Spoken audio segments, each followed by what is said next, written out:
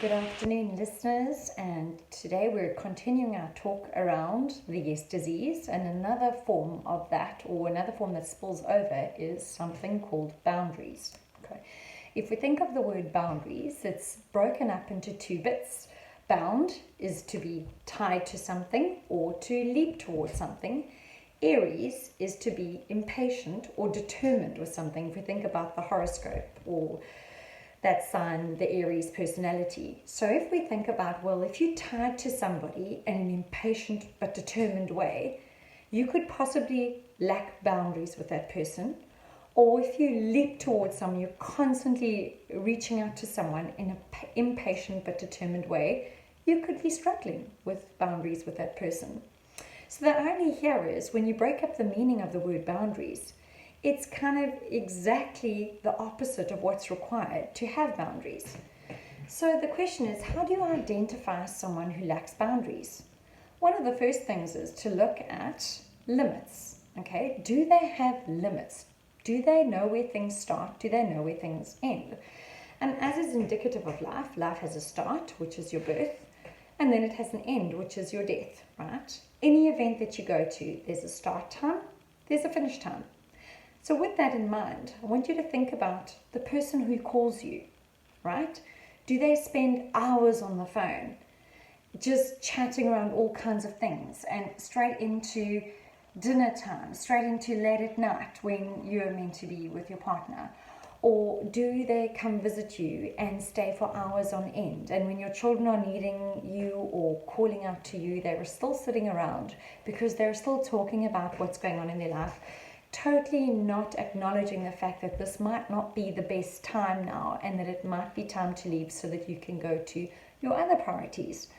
And in turn, are you the person that sits for hours on the phone despite what's happening with somebody else and still sits and talks with them through things while they're cooking dinner, while they're attending to homework with their children, whatever it may be? Or the person that goes to visit someone and will stay all hours of the morning, the afternoon, into the evening. These are signs of an unawareness, or even if you are aware, a lack of abiding by limitations and limits. Okay. Another thing to think about is the boss who calls in on a Saturday or a Saturday evening or a Sunday or a Sunday evening and keeps phoning in or sending messages in the most bizarre hours of the early morning or late at night. And there's constant running dialogue. And the minute you reply, it's going to be this barrage of dialogue. This shows that, yes, this isn't working hours, this isn't the appropriate time, but the person messages anyway. What are they doing?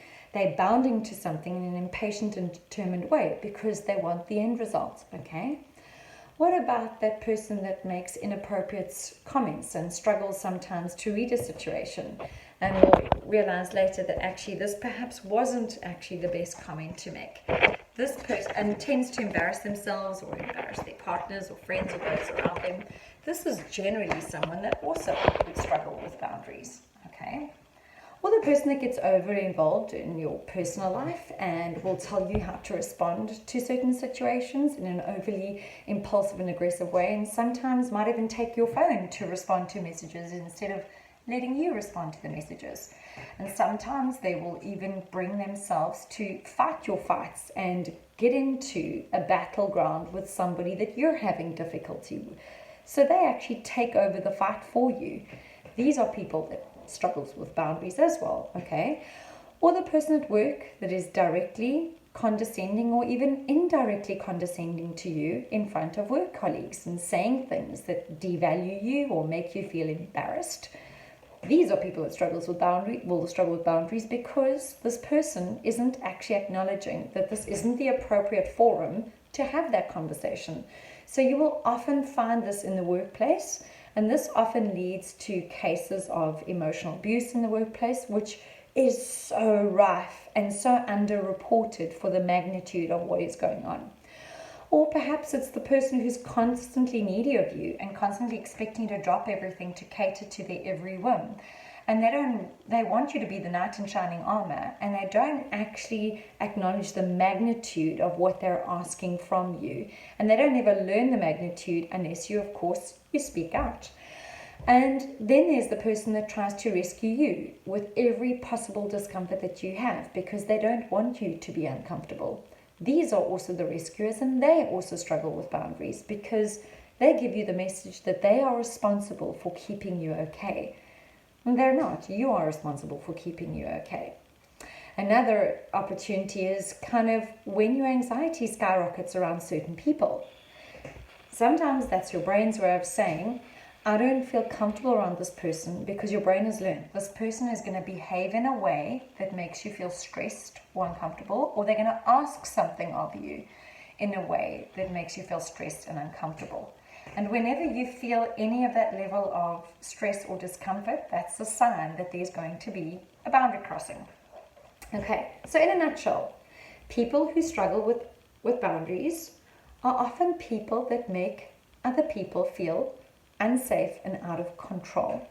So the question here is to be perceptive and tuned into who makes you feel unsafe when you're in their presence, and what is it about their presence that makes you feel unsafe. And you might be able to just identify a few boundary crossings, okay? And then in turn start switching on to when you're around other people, who appears calm in your presence and who appears somewhat uptight. And maybe that could be the starting point to think about, am I potentially behaving in ways with this person that perhaps isn't looking as comfortable? And may this way actually be crossing a boundary with them. Hope this helps. Take care. Have a great day.